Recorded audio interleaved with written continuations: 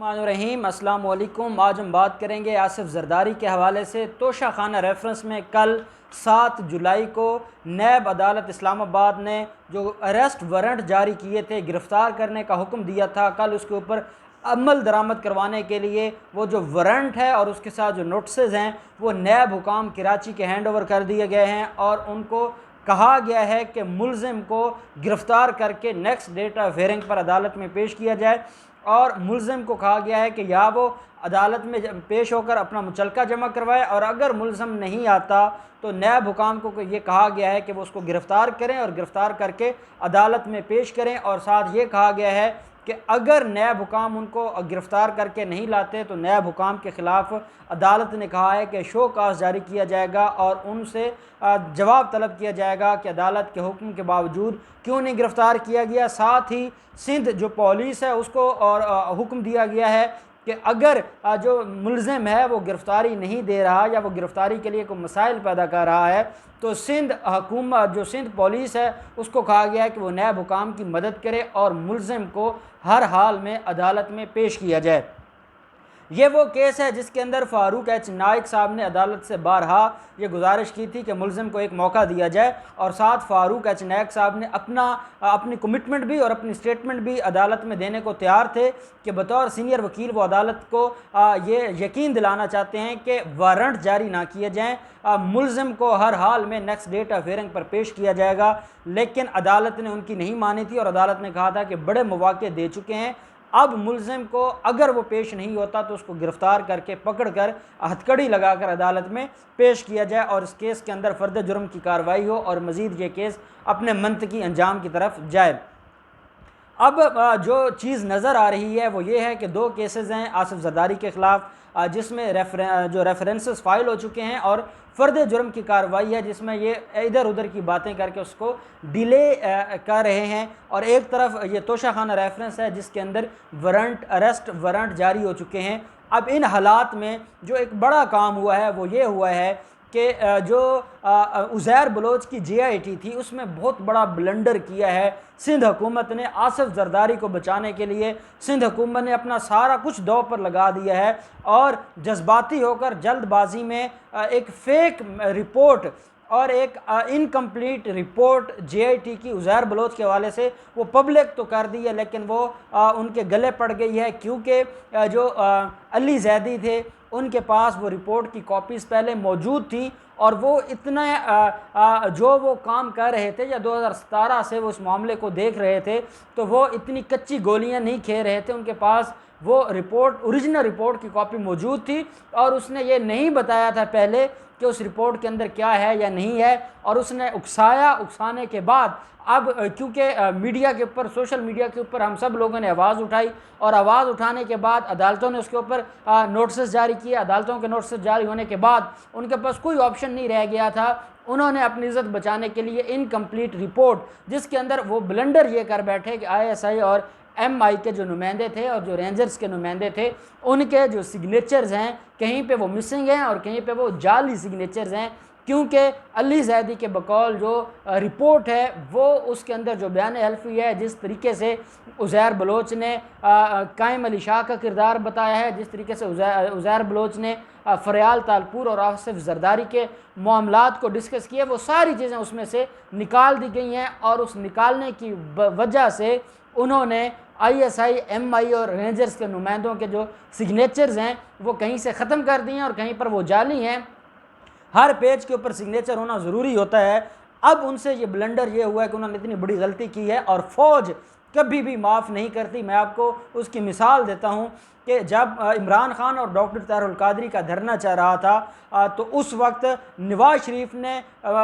भीख मांगी थी जनरल रहील शरीफ से और कहा था कि ये जो इस वक्त एक इतना बड़ा हमारे सर पर धरना बैठा है और एहतजाज हमारे ख़िलाफ़ चल रहा है, इसमें से सालसी का किरदार अदा करें और हमें इसमें से हमारी जान छुड़वाएं। तो उस वक्त जब जनरल रहील शरीफ ने बतौर सालिस अपना किरदार अदा करने की कोशिश शुरू की थी तो उस वक्त पार्लियामेंट के अंदर खड़े होकर नवाज शरीफ ने कहा था कि उन्होंने रहील शरीफ को नहीं कहा बल्कि रहील शरीफ ने ख़ुद कहा है कि वो इस मामले को देखना चाहते हैं, जिसके बाद फ़ौरन ISPR का बयान आ गया था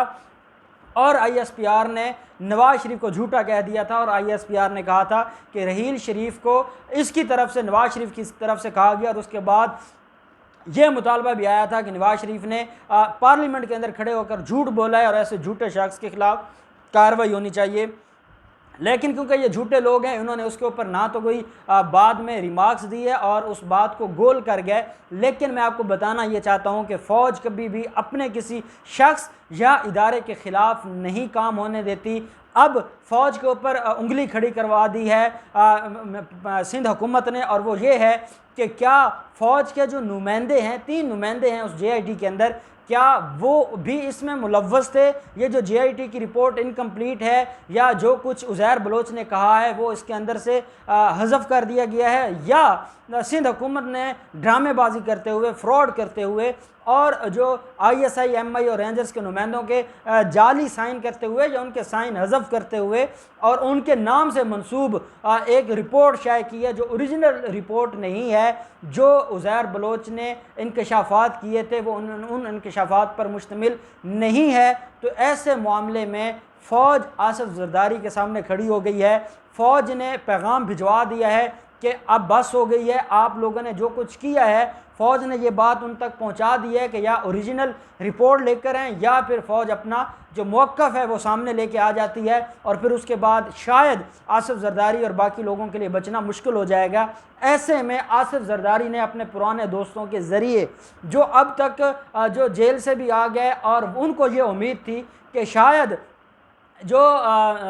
अपोजिशन है बिलावल ज़रदारी को किरदार अदा करेंगे और अपोजिशन के ज़रिए वो इमरान खान के ऊपर प्रेशर डलवाएंगे, बजट के लिए मसाइल पैदा करेंगे, वो सारा कुछ करते रहे। लेकिन अपोजिशन ने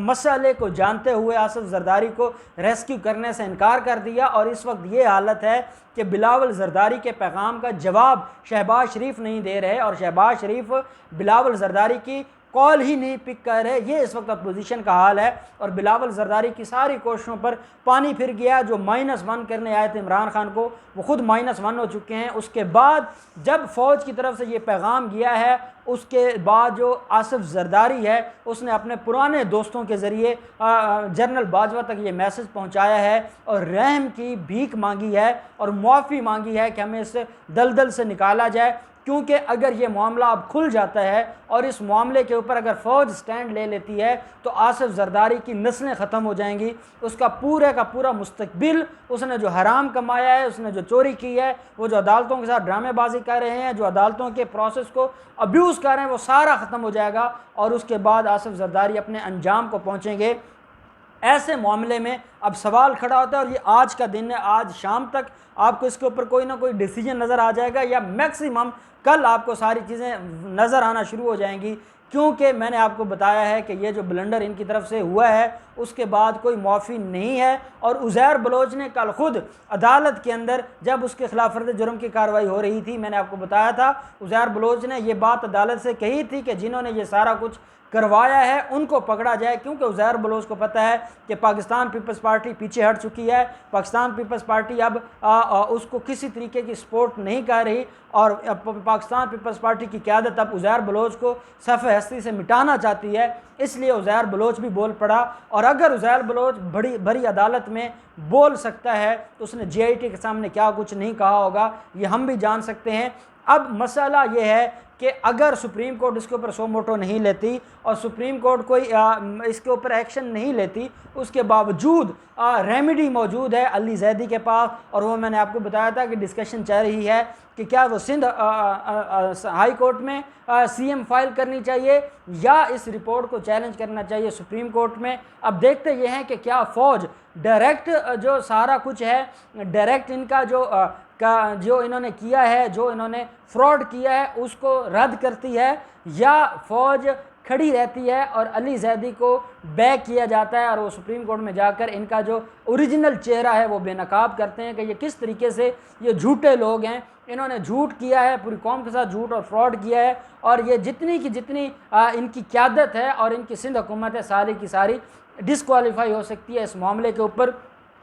अब क्योंकि मेरी जो राय है वो ये है, और मैं अपने नाजरीन की तरफ से भी और पूरी कौम की तरफ से जनरल बाजवा साहब को एक मैसेज देना चाहता हूँ कि आपकी फ़ौज ने पिछले जो जितना अरसा गुजरा है, जनरल ज़िया-उल हक साहब को हम देखते हैं किस तरीके से नवाज़ शरीफ को लाया गया, जनरल परवेज़ मुशर्रफ को देखते हैं किस तरीके से चौधरी बरदरान हमारे सर पर सवार किए गए। खुदा के लिए अब कोई मुका नहीं होना चाहिए, अब कोई NRO नहीं होना चाहिए। जनरल कियानी की तरह 18वीं तरमीम का तमाशा नहीं देखते रहना, और अगर वो इस वक्त अपनी ही लगाई हुई आग में वो गिर पड़े हैं, अपने ही वो खोदे हुए कुएं में वो गिर पड़े हैं, अब उनको रेस्क्यू ना किया जाए। कौम ये चाहती है कि अब उनका एहतसाब हो, कौम ये चाहती है कि उन्होंने झूठ बोला है। एक तो उन्होंने उज़ैर बलोच के ज़रिए पूरे कराची को बर्बाद किया है, अंदरून सिंध को बर्बाद किया है, आम लोगों को मारा है, कत्ल किया है, लोगों की जानें ली हैं, लोगों के साथ ज़्यादती की है, अगवा बरहतवान किया है, अक़दाम कत्ल कितना कुछ किया है।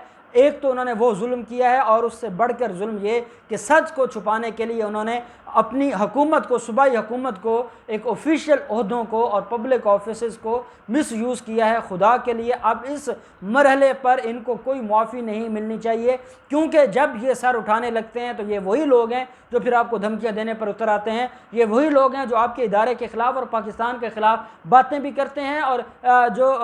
PTM जैसी मुख्तलिफ़ जमातें हैं, जो मुल्क दुश्मन जमातें हैं, उनको सपोर्ट भी करते हैं, उनको बैक भी करते हैं, उनको फ़ंड भी प्रोवाइड करते हैं, और उनको इंटरनेशनली बैकअप भी ये लोग दिलवाते हैं। खुदा के लिए अब ये फंस चुके हैं। अब इमरान खान अकेला कुछ नहीं कर सकता। इमरान खान का सिर्फ यही कारनामा है कि उसने इनको NRO नहीं देना, लेकिन अगर हमारे जो 3 इदारे हैं, हम इमरान खान डट गया है, इमरान खान ने एहतसाब की वजह से किसी को NRO ना देने का फ़ैसला कर लिया है और वो उसके ऊपर खड़ा है। अब 2 इदारे रह जाते हैं, एक हमारी आर्मी है और एक हमारी अदालतें हैं। अगर ये 2 इदारे भी इस बात के ऊपर खड़े हो जाते हैं और अब की बार इन जालिमों को रिलीफ नहीं मिलता, और जो उन्होंने जुल्म किया है, मुल्क को बेचा है, मुल्क के राजों को बेचा है, अगर अब की बार इनको सज़ा ना मिली तो ये इस तरीके के इस तरह के कई लोग उठते रहेंगे। वो मुल्क के ख़िलाफ़ काम करेंगे, वो इदारों के ख़िलाफ़ काम करेंगे, वो अवाम के ख़िलाफ़ काम करेंगे, और फिर पाकिस्तान के लिए मसाइल बढ़ते जाएंगे, और पाकिस्तान के लिए फिर इन मसाइल से निकलना बहुत मुश्किल हो जाएगा। मेरी गुजारिश होगी आर्मी चीफ से भी, वज़ीर आज़म साहब से भी, चीफ जस्टिस सुप्रीम कोर्ट से भी, कि खुदा के लिए अब स्टैंड लिया जाए, और ये जो लोग जिन्होंने मासूम लोगों के कातिल हैं, इनको अब सज़ा मिलनी चाहिए, और इनको मज़ीद कोई NRO या इनको मज़ीद कोई रिलैक्सेशन नहीं मिलनी चाहिए, और इनकी जो रहम की भीख है वो उनके मुंह पे दे मारनी चाहिए, और इनको किसी तरीके की माफ़ी नहीं मिलनी चाहिए। अब देखते हैं 1-2 दिन में फ़ौज की तरफ से क्या रिस्पॉन्स आता है, और अली ज़ैदी क्या स्टेप लेते हैं। जो भी डेवलपमेंट होगी, और सबसे बढ़कर जो तोशाखाना रेफरेंस में वारंट ऑफ अरेस्ट जारी हुए हैं, नैब उसके ऊपर क्या कार्रवाई करता है, क्या ये इस मामले को चैलेंज करते हैं, या ये सिंध हुकूमत से प्रोटेक्टिव बेल करवाते हैं, प्रोटेक्टिव बेल करवा के एहतसाब अदालत में आसिफ जरदारी को पेश करवाते हैं। जो भी डेवलपमेंट होगी, जो भी इस मामले में मज़ीद प्रोसीडिंग्स होंगी, हम आपके साथ शेयर करते रहेंगे। बहुत शुक्रिया। अल्लाह हाफिज़। पाकिस्तान जिंदाबाद।